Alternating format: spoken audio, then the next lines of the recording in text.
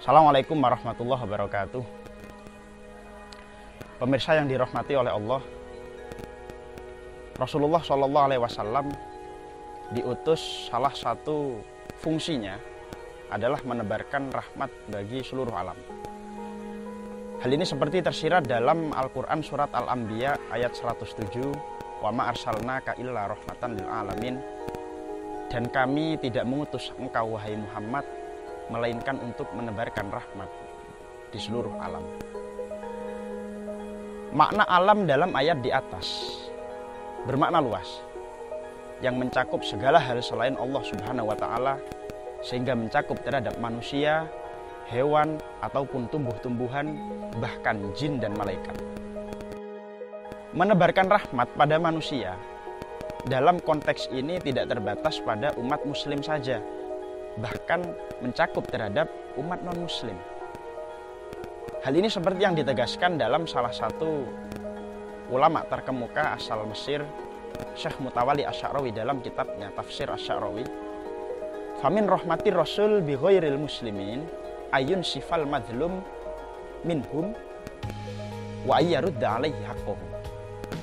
Salah satu bentuk kasih sayang Rasul pada non-muslim adalah dengan cara bersikap adil pada orang yang terzolimi di antara mereka dan mengembalikan hak yang mestinya mereka dapatkan. Dari sini sangat jelas bahwa rahmat yang ditebarkan oleh Rasulullah tidak terbatas pada umat muslim saja. Selain itu, fondasi rahmat dalam Islam bukan hanya terkhusus kepada umat manusia saja, tapi juga mencakup terhadap kalangan selain manusia, seperti hewan, seperti tumbuhan, dan lain sebagainya. Mengenai merahmati dan mengasihi terhadap hewan adalah seperti kisah yang dijelaskan oleh Nabi bahwa ada perempuan yang masuk neraka hanya gara-gara mengurung terhadap kucing. Ketika ditanyakan kenapa Rasulullah orang perempuan itu kok bisa masuk neraka, jawab Rasulullah, iya, karena apa? Karena dia mengurung kucing, dia tidak memberi makan dan dia tidak membiarkannya keluar agar bisa memakan makanan yang ada di luar.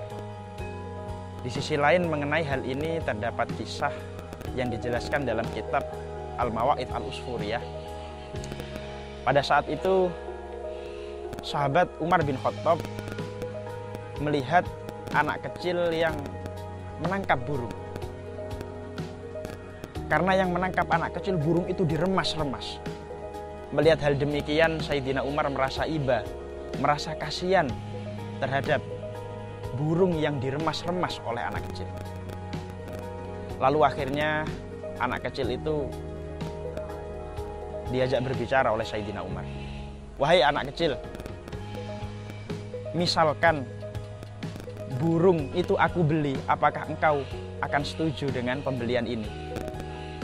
Oh iya, silahkan Anda beli wahai sahabat Umar. Seketika itu dibeli, dan ketika setelah dibeli oleh Sayyidina Umar, burung itu dilepaskan agar bisa terbang di cakrawala alam. Lalu tatkala sahabat Umar wafat, salah satu orang yang akrab dengan sahabat Umar bermimpi, wahai kawanku, bagaimana keadaanmu di alam kubur? Alhamdulillah, wahai kawanku, aku dikubur dimuliakan, aku dikubur dirahmati oleh Allah Subhanahu wa Ta'ala.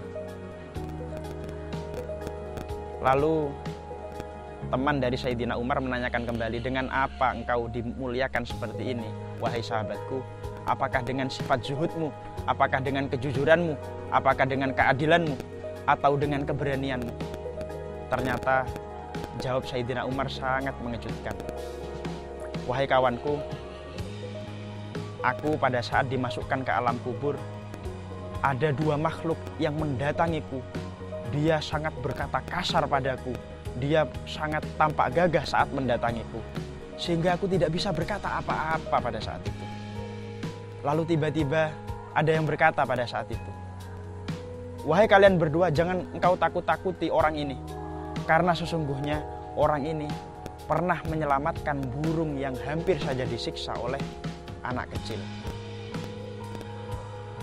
Dari kisah ini akhirnya dapat kita simpulkan bahwa ajaran rahmat, ajaran mengasihi merupakan salah satu fondasi utama dalam agama Islam. Oleh sebab itu, mari kita sama-sama saling mengasihi, saling menyayangi, dan saling merahmati kepada siapapun. Baik itu kepada umat Islam, umat non-muslim, ataupun kepada hewan dan makhluk-makhluk yang lain. Sebab ini merupakan salah satu ajaran Rasulullah SAW. Mungkin sekian yang dapat kami sampaikan. Kurang lebihnya mohon maaf. Wallahul muwaffiq ila aqwamit thoriq. Wassalamualaikum warahmatullahi wabarakatuh.